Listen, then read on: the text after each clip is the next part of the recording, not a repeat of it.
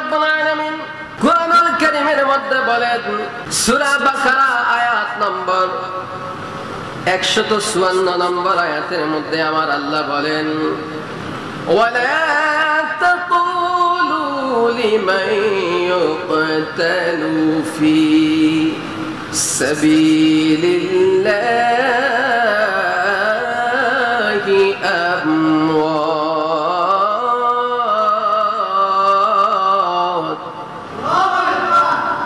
বাল আহইয়াউ ওয়ালাকিন লা তাশউরুন।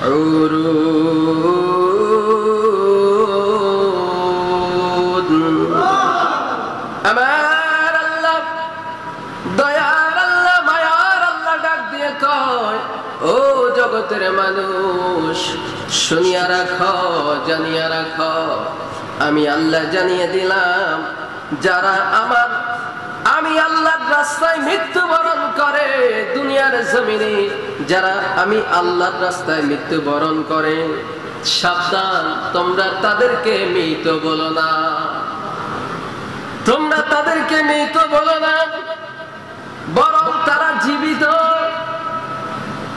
কিন্তু তাদের জীবনের ব্যাপারে তোমরা অবগত নয়, তোমরা জানো না।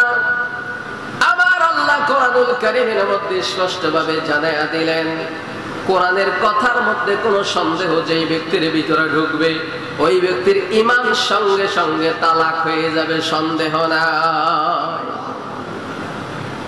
বন্ধুরা আমার, বাবাজিরা আমার, আল্লাহর প্যারা নবী, দু জাহানের বাদশা নবী, রওজা মুবারকের মধ্যে জিন্দা। আমার নবী রওজা মুবারকের মধ্যে ঘুমিয়ে আছেন, জিন্দা অবস্থায়, মরা অবস্থায় নয়। শুধু আমার নবী নয়, অন্য নবীদের ক্ষেত্রেও আলোচনা আজকের হাদিস শরীফের মধ্যে আসছে। আল্লাহর নবীর একজন সাহাবী, যাকে খাদেমে রাসূল বলা হয়, যেই ব্যক্তি আমার নবীর খাদেম হিসেবে ছিল। নবীর খাদেম হওয়া, নবীর সাথে থাকা এত সহজ বিষয় নয়। যে নবীর একেবারে কাছে ছিল, সাথে ছিল, ওই ব্যক্তি আনাস রাদিয়াল্লাহু তাআলা আনহু ওই হাদিস বর্ণনা করেছেন, ওয়ান আনাসিন আনিন নবী সাল্লাল্লাহু আলাইহি ওয়াসাল্লাম ক্বালা আল আমবিয়াউ লা ইয়াতরাকুনা ফি কুবুরিহিম বা'দা 40 লাইলাতান ওয়ালাকিন্নাহুম ইউসাল্লুনা বাইনা ইয়াদা'i আল্লাহি আযজা ওয়া জাল্লা হাত্তা ইউনফাকা ফিস সূরি, রাওয়াহুল বাইহাকী। আল্লাহর প্যারা নবীর সাহাবী হযরত আনাস রাদিয়াল্লাহু তাআলা আনহু বলেন, আমার প্যারা নবী দো জাহানের বাদশা ইরশাদ করেছেন। কি বলেছেন? আমার নবী কয়, নবীগণ যারা ইন্তেকাল করে দুনিয়ার জমিনের মধ্যে, রওজা মুবারকের মধ্যে যাওয়ার পরে আমার আল্লাহ 40 দিন পর্যন্ত ওনাদের কবরের মধ্যে, ওনাদের দেহের মধ্যে ওনাদের রুহুটা রাখে, দেহের মধ্যে ওনাদের জান রাখে। 40 দিন পরে কবরের মধ্যে ওনাদের আর দেহ থাকে না, ওনাদের জান থাকে না। যেরকম মারহাবা, মানে ওনাদের রুহুটা কবরে আর থাকে না। 40 দিন পরে কি করা হয়? আল্লাহ রাসূল ব্যাখ্যা দিয়েছেন যে তারা 40 দিন পর থেকে আল্লাহর ইবাদত করতে থাকে, যদিও তখন ইবাদতের কোনো কি নাই, কোনো হুকুম আছে? ইন্তেকালের পরে ইবাদতের হুকুম আছে? নাই। তারপরেও আল্লাহর নবীগণ নামাজ পড়ে, যেমনটা আপনারা শুনেছেন। নবী মেরাজ রজনীতে যাওয়ার সময় হযরত মূসা আলাইহিস সালামের রওজার কাছে যখন গেলেন, জিবরাইল আলাইহিস সালাম বললেন, ইয়া রাসূলুল্লাহ, এখানে 2 রাকাত নামাজ পড়ুন। এখানে হযরত মূসা নবীর রওজা। আল্লাহ রাসূল নামাজ পড়তে গিয়ে আল্লাহ রাসূল দেখলেন যে হযরত মূসা নবী ওনার রওজার ভিতরে নামাজ পড়ে। আবার চতুর্থ আসমানে গিয়ে একই মূসা নবীর সাথে দেখা। সুবহানাল্লাহ বলেন। বন্ধুরা আমার, নবীগণ তাদের কবরের মধ্যে থাকে না, রাখা হয় না। বলবেন কতদিন পর্যন্ত তারা কবরের মধ্যে থাকে না?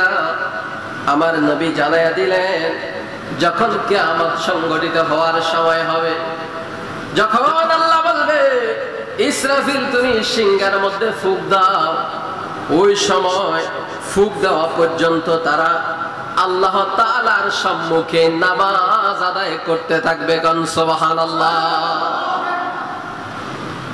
সিংহা ফুঁক দেওয়া পর্যন্ত নামাজ আদায় করতে থাকবে। হযরত সাঈদ ইবনে আব্দুল আজিজ রাহমাতুল্লাহ আলাইহি ইনি বলেন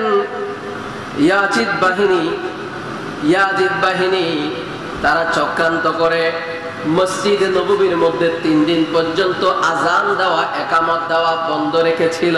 কয়দিন? 3 দিন পর্যন্ত মসজিদে নববীর মধ্যে আযান দেওয়া ইকামত দেওয়া বন্ধ রেখেছিল। তখন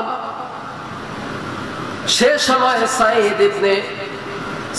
ইবনে মুসাইব রাদিয়াল্লাহু তাআলা আনহু মসজিদে নববীর ভিতরে আটকা পড়েছিল। তারা বাহির দিক থেকে দরজা বন্ধ করে রেখেছিল, দরজার মধ্যে তালা ঝুলিয়ে দিয়েছিল।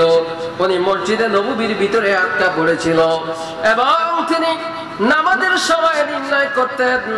নামাজের সময় কখন হতো সেটা বুঝতেন। কিভাবে বুঝতেন? হাদিস শরীফের মধ্যে ইনি বলেন আল্লাহর প্যারা নবী দু জাহানের বাদশা রওজা শরীফ হতে আল্লাহর নবীর রওজা মোবারক থেকে গুনগুন শব্দ দ্বারা যা তিনি শুনতে পেতেন, নবীজি নিজের হুজরা মোবারকের মধ্যে রওজা মোবারকের মধ্যে নবীজি যেই রওজা মোবারকের মধ্যে ঘুমিয়ে আছে ওই রওজা মোবারক থেকে নবীজির গুনগুন শব্দ উনি নিজ কানে শুনতেন। এবার বলেন কোন সাহাবী জীবনে মিথ্যা কথা বলছেনি? সাহাবী কোনদিন মিথ্যা কথা বলে না। আর হাদিসটা আসছে এমন একটা কিতাবের মধ্যে, মেশকাত শরীফ। কোন শরীফ? মেশকাত শরীফের মধ্যে। বন্ধুরা আমার, বাবাজিরা আমার, ইমাম কুস্তালানী রাদিয়াল্লাহু তাআলা আনহু উনি বলেছেন আল্লাহর প্যারা নবী দো জাহানের বাদশা বলেন لا فرق بين موته وحياته في مشاهدته لأمته ومعرفته لأحوالهم ونيتهم وعزائمهم وخواطرهم وذلك عنده جلي لا خفاء به كما في مواهب اللدنيا কিতাবের মধ্যে চমৎকার ভাবে দ্বিতীয় খণ্ডের মধ্যে এসেছে। আল্লাহর প্যারা নবী রওজা মোবারকের মধ্যে শুয়ে উম্মতের আমলগুলা দেখে। সুবহানাল্লাহ। উম্মতের আমল কি করে? দেখে। কোথায় শুয়ে? রওজা মোবারকের মধ্যে শুয়ে উম্মতের আমল দেখে। এটা হলো আপনার মাওয়াহিবুল লাদুনিয়া কিতাবের মধ্যে। আমি যদি বলি যে হাদিস বাদে কোরআনেও দলিল আছে যে রাসূলুল্লাহ রওজা মোবারক থেকে আমল দেখে। আল্লাহ কয় فسيرى الله عملكم ورسوله والمؤمنون।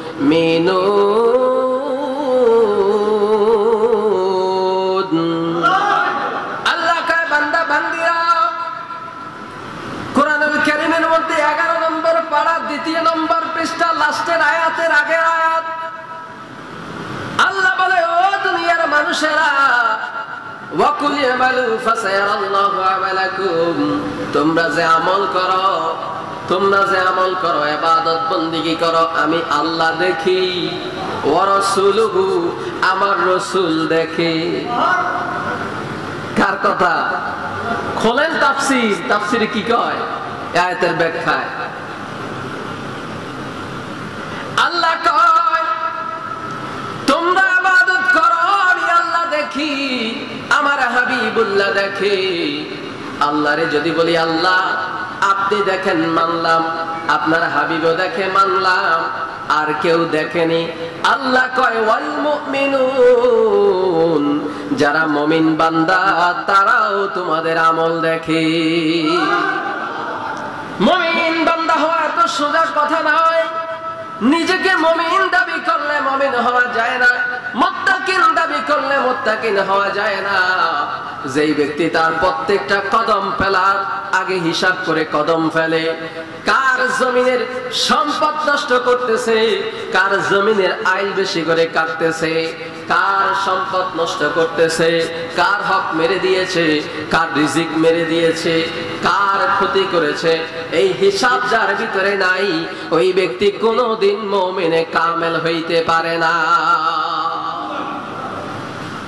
আল্লাহর ওলিদেরকে বুঝিয়েছেন যে আল্লাহর ওলিরাও আল্লাহর পক্ষ থেকে নিয়ামত প্রাপ্ত বান্দা এবং তোমাদের ভালো মন্দ তারা দেখে।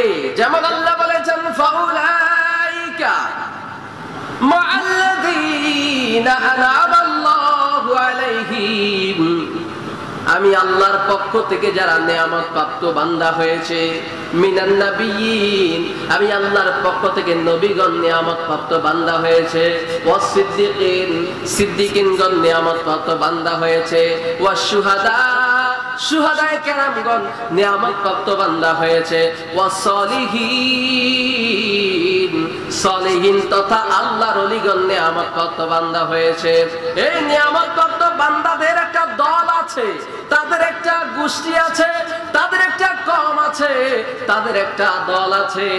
ও বান্দারা ফাউলাইকা, তোমরা যদি আমি আল্লাহকে মানো, মাআল্লাযীনা আনআমা আল্লাহু আলাইহিম, আমি আল্লাহকে মানার পরে ফাউলাইকা মাআল্লাযীনা আনআমা আল্লাহু আলাইহিম মিনান নাবিয়িনা, তোমরা যদি নবীকে মানো, আমি আল্লাহকে যদি মানো, তাহলে তোমাদেরকে ওই নিয়ামত প্রাপ্ত বান্দা যারা আমি আল্লাহর আছে তাদের দলের মধ্যে তোমাকেও আমি ঢুকায়া দলভুক্ত অন্তর্ভুক্ত করে দিব। কোন সুবহানাল্লাহ। এত সোজা না মুমিন হওয়া, মুমিন হওয়া এত সোজা না। বন্ধুরা আমার, বাবাজিরা আমার, আল্লাহর প্যারা নবী দো জাহানের বাদশা, ওনার সাহাবী হযরতে আনাস ইবনে মালিক রাদিয়াল্লাহু তাআলা আনহু হতে বর্ণিত, কামা جاء في الحديث الشريف عن أنس بن مالك قال رسول الله صلى الله عليه وسلم الأنبياء أحياء في قبورهم يصلون رواه أبو يعلى। হাদিস শরীফের মধ্যে আল্লাহর নবীর সাহাবী বর্ণনা করেন, আমার প্যারা নবী দো জাহানের বাদশা বলেছেন, আল আম্বিয়াউ আহইয়াউন ফি কুবুরিহিম, সমস্ত আম্বিয়ায়ে কেরাম, সমস্ত নবীগণ তাদের নিজ নিজ রওজা মোবারকের মধ্যে জিন্দা, জিন্দা থেকে তারা কি করে, ইউসাল্লুন, তারা সালাত আদায় করে। সুবহানাল্লাহ বলে, কি আদায় করে? সালাত আদায় করে। এবার আল্লাহর নবীর সাহাবী, যেই সাহাবী সবচাইতে বেশি হাদিস বর্ণনা করেছেন, আবু হুরায়রা রাদিয়াল্লাহু তাআলা আনহু, আবু হুরায়রা রাদিয়াল্লাহু তাআলা আনহু থেকে হাদিস, ওয়ান আবি হুরায়রা قال قال رسول الله صلى الله عليه وسلم قد رأيتني في جماعة من الأنبياء فإذا موسى قائم يصلي فإذا رجل ضرب جعد كأنه من رجال سناءتي وإذا عيسى ابن مريم عليه السلام قائم يصلي أقرب الناس به سباها عروة بن مسعود ثقافي وإذا إبراهيم قائم يصلي أشبه الناس به صاحبكم। এই হাদিসটা অনেক বড়, সবটা আরবিতে শেষ করলাম না। আল্লাহর নবীর সাহাবী হযরত আবু হুরায়রা রাদিয়াল্লাহু তাআলা আনহু বলেন, আমার প্যারা নবী দো জাহানের বাদশা ইরশাদ করেছেন, আমি নিজেকে মেরাজের রজনীতে একদল নবীগণের মাঝে আমি দেখলাম। নবী কইল যে আমি একদল নবীগণের মাঝে আমাকে দেখলাম মুসা আলাইহিস সালাম দাঁড়িয়ে নামাজ পড়েন। তিনি কোকড়ানো চুল বিশিষ্ট একজন ব্যক্তি, সানুয়ায় গোত্রের লোকদের ন্যায়। আর দেখলাম মরিয়ামের ছেলে ঈসা আলাইহিস সালাম দাঁড়িয়ে নামাজ পড়ছেন। আকৃতিতে তিনি সবচেয়ে বেশি সাদৃশ্যপূর্ণ হলেন। আল্লাহর নবী কয়, ও সাহাবীরা, আমি মুসা নবীকে রওজা মোবারকের মধ্যে দেখলাম, আবার একদল নবীগণের ভিতরে দেখলাম নামাজ পড়ে। ইন্তেকালের পরে নবীদের হায়াত আর আমাদের হায়াতের মধ্যে পার্থক্য হলো আমরা ইন্তেকালের পরে যখন আল্লাহ আমাদেরকে আবার হায়াত দেয়, আমরা জীবিত হই, আমাদের হিসাব হবে, আমাদের কিতাব হবে। যেমন কবরের মধ্যে গেলে আপনারে কবরের মধ্যে সওয়াল জবাব করবে, কবরের মধ্যে আপনার 3টা প্রশ্ন করবে, একাধিক প্রশ্ন থাকতে পারে। এবার আপনি কবরের পরে যখন হাসরের ময়দানে যাবেন, সেখানেও হিসাব হবে। আপনার নেকি প্রতি পাল্লার মধ্যে দিয়ে ওজন করা হবে, ফুলসিরাত পার হওয়ার জন্য আপনাকে আদেশ করা হবে, আপনার যাত্রা যাত্রা পরিমাণ হিসাব নেওয়া হবে। কিন্তু নবীদের হায়াত আমাদের হায়াতের মধ্যে পার্থক্য হলো আমাদের হিসাব আছে, মরার পরে আমাদের কোনো ইবাদত নাই, মরার পরে নবীদেরও কোনো ইবাদত নাই। কিন্তু মরার পরে নবীদের হায়াত হলো নবীদের কোনো হিসাব নাই, নবীদের কোনো কি নাই, গুনাহ নাই, নবীদের কোনো হিসাব নাই। নবীরা নিজ নিজ রওজা মুবারকের মধ্যে শুধু নয়, যেখানে ইচ্ছা সেখানে যেতে পারে, নামাজ পড়ে, কিন্তু নামাজের কোনো হুকুম নাই, নামাজ না পড়লেও কোনো কিছু যায় আসে না, তারপর আল্লাহর শুকরিয়াতান হিসাবে নামাজ পড়ে। সুবহানাল্লাহ বলেন না? আল্লাহর শুকরিয়াতান হিসাবে নামাজ পড়ে, আল্লাহকে খুশি রাখার জন্য, রাজি রাখার জন্য নামাজ পড়ে। ইন্তেকালের পরে নবীদের হায়াত আর আমাদের হায়াতের মধ্যে আকাশ পাতাল ব্যবধান। আমরা উম্মত আর ওনারা হলো নবী। আমরা কি উম্মত আর তারা হলেন নবী। নবীদের হায়াত ইন্তেকালের পরে নবীরা যে কোনো সময় যে কোনো জায়গায় যাওয়ার ক্ষমতা দিয়েছেন কে? আল্লাহ। আপনার নেক আমল দেখার ক্ষমতা দিয়েছেন কে? আল্লাহ। এটা কি আমার কথা না আল্লাহর কোরআনের কথা? আল্লাহর কোরআন, হাদিস, হাদিসের বাণীগুলো আল্লাহ। হাদিসের বাণী কার? আল্লাহ। কারণ নবীজির জবান দিয়ে বের হয়েছে, হাদিস শরীফ হয়ে গেছে। আল্লাহ যেটা নবীর মাধ্যমে কোরআন নাযিল করেছে সেটা আল্লাহর কথা, যেটা রাসূলুল্লাহর মাধ্যমে হাদিস হয়েছে সেটাও আল্লাহর কথা। আল্লাহর কথার বাইরে নবী একটা কথাও দুনিয়াতে বলে নাই। কথা বুঝতে পারছেন? বন্ধুরা আমার, বাবাজিরা আমার, আমার প্যারা নবী ইন্তেকাল মোবারক হয়েছে, ইন্তেকাল শরীফ হয়েছে। সাধারণ মানুষের মতো ইন্তেকাল হয় নাই। আল্লাহর নবী হুজরা মোবারকের মধ্যে শুয়ে আছেন। আল্লাহর নবীর কন্যা ফাতেমাতুজ জোহরা রাদিয়াল্লাহু তাআলা আনহা আমার নবীর মাতার পাশে যখন বসেছিলেন, মালাকাল মাউত আজরাইল এসে বলছেন, দরজার মধ্যেই টোকা মেরেছেন। টোকা মারার পরে সালাম দিল, আসসালাতু আসসালামু আলাইকা ইয়া রাসূলুল্লাহ, আসসালাতু আসসালামু আলাইকা ইয়া হাবিবাল্লাহ। ও মায়ার নবী, দিনের নবী, আপনি অনুমতি দিলে ঘরের মধ্যে প্রবেশ করব। এবার মা ফাতেমাতুজ জোহরা রাদিয়াল্লাহু তাআলা আনহা বলেন, ও বাবা, আমাদের দরজায় কে যেন এসে দরজায় টোকা মারতেছে আর আপনাকে সালাম দিয়েছে। এবার আল্লাহর নবী কয়, ইনি হচ্ছেন আল্লাহর মেহমান, আল্লাহর পক্ষ থেকে আমার কাছে এসেছে, দেরি কইরো না, দরজা খুলে দাও। এবার মালাকুল মাউত আজরাইল নবীজির হুজরা মোবারকের মধ্যে ঢুকে এবার নবীকে সালাম দিলেন, নবীর নিজেও সালাম দিলেন এবং বলে, ইয়া রাসূলুল্লাহ, ইয়া হাবিবাল্লাহ, আমার আল্লাহ আপনারে সালাম জানাইছে। সুবহানাল্লাহ। আল্লাহ সালাম জানাইছে গো নবী। ও নবী, আল্লাহ বলেছে আল্লাহ আপনার অপেক্ষায় আছে, আপনি যদি চান আল্লাহর দিদারে যেতে পারেন, আর আপনি যদি না চান আপনি উম্মতের মাঝে যতদিন ইচ্ছা ততদিন থাকতে পারেন। যেটা আপনার ইচ্ছা হয় সেটা করার কথা আল্লাহ বলেছে। আল্লাহ আমাকে কঠোর কোনো কথা বলে নাই, কোন কঠিন কথা বলে নাই। পৃথিবীর জমিনে আমি কত পয়গম্বরের জান কবজ করেছি। মালাকাল মাউত আজরাইল কয়, নবী গো, কত পয়গম্বরের জান, যেমন সুলাইমান নবী একজন ক্ষমতাসীন একজন নবী ছিল। ওনার জান কবজ করার সময় উনি বাইতুল আকসা মসজিদ নির্মাণ করতেছিলেন। এমন সময় আল্লাহর হুকুম হয়েছে ওনার জান কবজ করতে হবে। আমি গেলাম, হুজুর আপনার তো সময় শেষ হয়ে গেছে, রেডি আছেননি? কয়, রেডি না থাকলে রেডি হইতে হবে, কারণ তুমি তো আমার সময় দিবা না, সময় দিবা না। সুলাইমান পয়গম্বর, যিনি পশু পাখির বাসা বুঝতো, সারা পৃথিবীর বাদশা যিনি ছিলেন, যিনি ওই আসমান থেকে যাওয়ার সময়ও পিঁপড়া জমিনের মধ্যে কি বলে, পিঁপড়ার মুখের ভাষা শুনতেন। সুবহানাল্লাহ বলেন। জিনেরা যার মধ্যে ছিল, ওই জিনদেরকে দিয়ে যখন মসজিদুল আল-আকসা যখন নির্মাণ করতেছিলেন, এবার ইনি বলেন মালাকাল মাউত আজরাইল, সময় তো দিবা না জানি, কারণ আমার আগে অনেক নবী আসছে, কেউ সময় পায় নাই, আমারও দিবা না। কিন্তু দেখছুনি জিনদেরকে দিয়ে আমি কাজ করাই, তারা বড় দুষ্ট, তারা বড় শয়তান।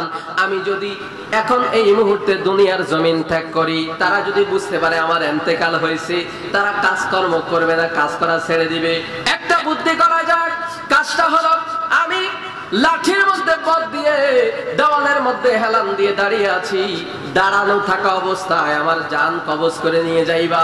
আমার চোখ দুইটা তাকানো অবস্থায় থাকবে, চোখ দুইটা মেলা থাকবে, আমার শরীর আগের মতো থাকবে, লাঠির মধ্যে পথ দিয়ে দাঁড়িয়ে থাকবো, কিন্তু আমার দেহের মধ্যে প্রাণ থাকবে না। আমার রুহটা নিয়ে যাও। মালাকাল মউত আজরাইল রুহ নিয়ে গেল।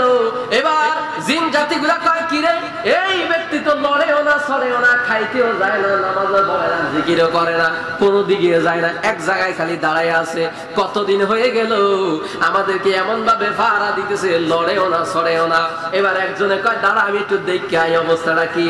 এবার যখন একজন গেল, যাইয়া উনি হুজুরের শরীরের দিকে তাকাইতেছে, দেখতেছে হুজুর যেই দিকে তাকায়া রয়েছে সেই দিকে তাকায়া রয়েছে, চোখের মনিগুলা লড়ে না। এবার নজর করে দেখতেছে লাঠির মধ্যে ভর দিয়ে আছে, লাঠির নিচে উলি পোকায় লাঠিটারে খাই ফেলাইছে। সুবহানাল্লাহ। এবার তার ভিতরে সন্দেহ হলো, কিরে, লাঠির মধ্যে উই পোকায় ধরে ফেলেছে, আবার দাঁড়িয়ে আছে, লড়াছড়া নাই। দেখি একটু লাঠির মধ্যে টোকা মেরে, লাঠির মধ্যে একটা টোকা যখন মারছে, লাঠিটা জমিনের মধ্যে ভেঙে পড়ে গেছে, আর পয়গম্বর জমিনের মধ্যে লুটে পড়ে গেছে। না তো দেহে কি নাই, প্রাণ নাই, দেহে কি নাই, প্রাণ নাই। এতদিন হয়ে গেল, লাশটা পচলো না, গন্ধ না, কিছুই হলো না। বিজ্ঞান বলে মানুষ মৃত্যুর 24 ঘন্টা পরে মানুষের শরীরে একটা পোকা বের হয় পায়খানার রাস্তা দিয়ে, যেই পোকাটা খালি চোখে দেখা যায় না, এটা বের হয়ে গোটা শরীরের মধ্যে একটা দুর্গন্ধ ছড়িয়ে পড়ে। অথচ পয়গম্বর দাঁড়িয়ে আছে, কয়েক মাস হয়ে গেল, জিনেরা ওনার ভয়ে কাজ করে যাচ্ছে। পরে দেখলো যে আসলে কার ভয়ে কাজ করলাম, উনি তো আমাদেরকে ধোকা দিল। কি দিল? ধোকা দিছে। তো বুঝে দেখেন আল্লাহ কি না করতে পারে।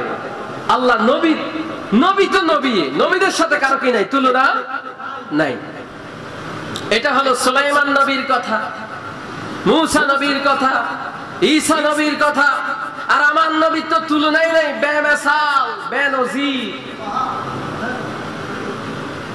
নবীজির রওজা মোবারকের মধ্যে হায়াতুন নবী, জিন্দা নবী, আলা নবী। আল্লাহ কয়, জাউকা ফাস্তাগফিরুল্লাহ, তোমরা গুনাহ করার পরে তওবা করার জন্য রাসূলুল্লাহ রওজা মোবারকের মধ্যে যাও, সেখানে গিয়ে তওবা করো। আল্লাহরে যদি বলে, আল্লাহ নবীর কাছে যায় তওবা করলে কি হবে, আপনার কাছে করলেই তো যথেষ্ট। আল্লাহ কয়, না, কোন মাধ্যম যদি হয়, কোন উসিলা যদি হয়, তাহলে আমি আল্লাহর কাছে দোয়াটা অতি দ্রুত কবুল হয়। আর মাধ্যমটা যদি হয় আমার হাবিবুল্লাহ, তাহলে তো আরো আগে কবুল হবে। এই জন্য যাও আমার হাবিবের কাছে, যাউকা, আমার নবীর কাছে যা ইস্তিগফার করো। আমার নবী যদি আমার কাছে একটু ইশারা করে বলে যে আমার উম্মতকে maaf করে দাও, আমি আল্লাহ লাওয়াজাদুল্লাহ তাওয়াবার রহিমা, আমি আল্লাহ তোমাদের তওবা কবুল করব। তাহলে সাহাবায়ে কেরামের আকীদার কথা শুনুন। আবু বকর সিদ্দিক রাদিয়াল্লাহু তাআলা আনহু নবীর শ্রেষ্ঠ সাহাবী, ইনি বলছেন, ওমর, উসমান, আলী, আমি আবু বকর মনে হয় আর বেশি দিন থাকবো না, মনে হয় আমার ইন্তেকাল শরীফ হয়ে যাবে। আমার ইন্তেকালের পরে আমার দেহটাকে হযরত আলীকে বললেন, আলী তুমি গোসল দিও। গোসল দেওয়ার পরে ওমর কাফনের কাপড়টা তুমি পরাইয়া দিও, জানাজার নামাজটা পড়াইয়া দিও। এরপরে আমার লাশটাকে কোথাও দাফন না করে আমার লাশটাকে তোমরা কাঁধে করে আমার নূর নবীর কদম মোবারকের মধ্যে নিয়ে যাইবা। কারণ আকীদা বিশ্বাস হলো যেই নবীর সাথে আমি হিজরতের সাথী ছিলাম, যেই নবীর থুতু মোবারক লেগে আমার শরীরের সাপের বিষ নিবারণ হয়ে গেছে, যেই নবীর বাল্যকালের বন্ধু আমি আবু বকর ছিলাম, যেই নবীর শ্রেষ্ঠ সাহাবী আমি আবু বকর, যেই নবীর কাছে আমি কালেমা পড়েছি স্বপ্নে দেখে, ওই রাসূলুল্লাহ জিন্দা, ওনার কদমের মধ্যে আমাকে নিয়ে যাইবা আর অনুমতি চাইবা। রাসূলুল্লাহকে বলবা, ইয়া রাসূলুল্লাহ, আপনার একজন নগণ্য গোলামকে আপনার কদমের মধ্যে আনা হয়েছে, তাকে কোথায় দাফন করব? আল্লাহ রাসূল যদি রওজা মোবারক থেকে কোনো উত্তর না দেয়, আমার কবর তোমরা যেখানে মন চায় সেখানে কইরো, পারলে জান্নাতুল বাকি গোরস্থানে দিও, তাতেও কোনো সমস্যা নাই। আর রাসূলুল্লাহ যদি কবর থেকে, রওজা মোবারক থেকে যদি কোনো ইশারা দিয়ে বলে যে আমার বন্ধুকে আমার সাথে রেখে দাও, তাহলে তোমরা সেই দায়িত্ব পালন করবা। আবু বকর সিদ্দিক রাদিয়াল্লাহু তাআলা আনহুর ইন্তেকাল শরীফ হয়ে গেল। ওমর, ওসমান আলী ওসিয়ত মোতাবেক এবার গোসল দিলেন, জানাজার নামাজ পড়ালেন। দাফন করানোর আগে আমার মায়ার নবীর কদম মোবারকের মধ্যে নিয়ে লাশটা রাখলেন। এবং সময় হযরত ওমর ফারুক আযম রাদিয়াল্লাহু তাআলা আনহু বল, মায়ার নবী গো, আপনার হিজরতের সাথে আবু বকর সিদ্দিক যে ইসলামের জন্য নিজের সবকিছু ব্যয় করে দিয়েছে, ইসলামের জন্য আপনি নবীর কদমের মধ্যে সমস্ত ধন সম্পদ গুলা দিয়া দিল। শুধু তাই নয়, একদিন আপনি নবী বলেছেন কার ঘরের মধ্যে কি আছে?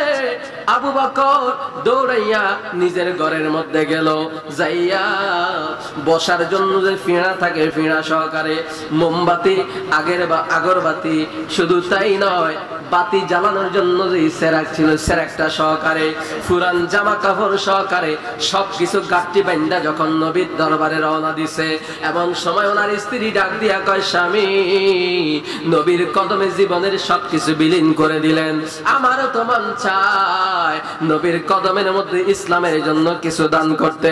এবার কয়, তোমার কাছে কি আছে, কি দিবা? এবার কয়, আমার কাছে একটা মাত্র পোশাক আছে, আমার শরীরে যে শাড়ি আছে সেটা আছে, এই পোশাকটা আমি খুলে দিতে চাই, তুমি কি পরবা? কয়, আমি খেজুর পাতার বিছানা দিয়া শরীরটা মোড়াইয়া রাখবো। আবু বকরের স্ত্রী কয়, খেজুর পাতার বিছানা দিয়ে শরীরটা মোড়াইয়া রাখবো। জামাটা খুইলা দিছে, খেজুর পাতার বিছানা, পাতলা বিছানা দিয়ে জামাটা মোড়ায় রাখছে। তখন তো একটা সিস্টেম ছিল, সুন্নত তরিকা ছিল, এখনো সুন্নত তরিকা আছে কিন্তু আমল নাই। তরিকা হলো কারো ঘরের মধ্যে, কারো বাড়ির মধ্যে কেউ প্রবেশ করতে হলে আসসালামু আলাইকুম ওয়া রাহমাতুল্লাহি ওয়া বারাকাতুহু এটা বলে প্রবেশ করতে হয়। বাড়িতে কোনো ব্যক্তি যদি অসুবিধায় থাকে সে ঠিক হয়ে যায়, ঠিক কিনা বলেন? কিন্তু আমরা তো তা না, আমার ভাবির ঘর ঢুকলে কি হবে, ঠিক কিনা বলেন? আমার শাশুড়ির ঘর, আমার খালার ঘর, হ্যাঁ, আমার মামির ঘর, যাও ঢুকিয়া নাউজুবিল্লাহ জোরে করে না। ইসলামের শিক্ষা তো এটা না, সালাম দিয়ে প্রবেশ করে। তখন তো এত মানুষ ঘরের ভিতরে হুট করে ঢুকতো না। উনি যখন খেজুর পাতার বিছানা মোড়াইয়া শাড়িটা দিয়ে দিছে, এমন সময় আল্লাহ রসুলের কদমে আবু বকর সিদ্দিক যখন এই সমস্ত জিনিসগুলা নিয়ে দিছে, জিবরাইল আলাইহিস সালাম রাসূলুল্লাহর কদমে এসে রাসূলুল্লাহকে সালাম দিয়ে বলছেন, ইয়া রাসূলুল্লাহ, তাকিয়ে দেখেন আমার গায়ের মধ্যে আজকে অন্যরকম পোশাক। জিবরাইল, আসলে তো তাই, তোমার গায়ে এই পোশাক তো আমি কোনোদিন দেখি নাই, তোমার সাথে আরো অনেক ফেরেশতা আসছে, তাদের গায়ে একই পোশাক, কারণটা কি? জিবরাইল কয়, ইয়া রাসূলুল্লাহ, ইয়া হাবিবাল্লাহ, শুধু আমার গায়ে নয়, আমার সাথে যে ফেরেশতা আছে তাদের গায়ে নয়, আল্লাহর সৃষ্টিকুলের মধ্যে যত ফেরেশতা আছে সমস্ত ফেরেশতাকে আল্লাহ হুকুম করেছে আজকের দিনে আবু বকর সিদ্দিক রাদিয়াল্লাহু তাআলা আনহুর এই স্ত্রীর দানটাকে পছন্দ করে আল্লাহ ওয়াদা করেছে প্রত্যেকের গায়ের মধ্যে খেজুর পাতার বিছানা থাকবে। এটা আল্লাহর ওয়াদা। ওই আবু বকর সিদ্দিক যে নিয়ে আসছি গো নবী, আপনি বললে দাফন করবো এখানে, আপনি না বললে নিয়ে যাব। নবীজি কয় যে আমার বন্ধু সে দুনিয়াতেও আমার সাথে ছিল, হাসরেও থাকবে, মিজানেও থাকবে, ফুলসিরাতেও থাকবে। যে আমার বন্ধু হবে জান্নাতে, একই জান্নাতে থাকবে। সুবহানাল্লাহ। তখন সাহাবায়ে কেরাম রাসূলুল্লাহর পাশে ওনাকে দাফন করেছে। পাশে বলতে বরাবর করে না, সমান করে না, রাসূলুল্লাহ থেকে একটু পিছনে, একটু পিছনে, মানে রাসূলুল্লাহ রওজা থেকে একটু পিছনে। যেমন আমরা যখন দুইজনে জামাত করি তখন ইমাম সাহেব একটু সামনে দাঁড়ায়, মুসল্লি একটু পিছে দাঁড়ায়, ঠিক না?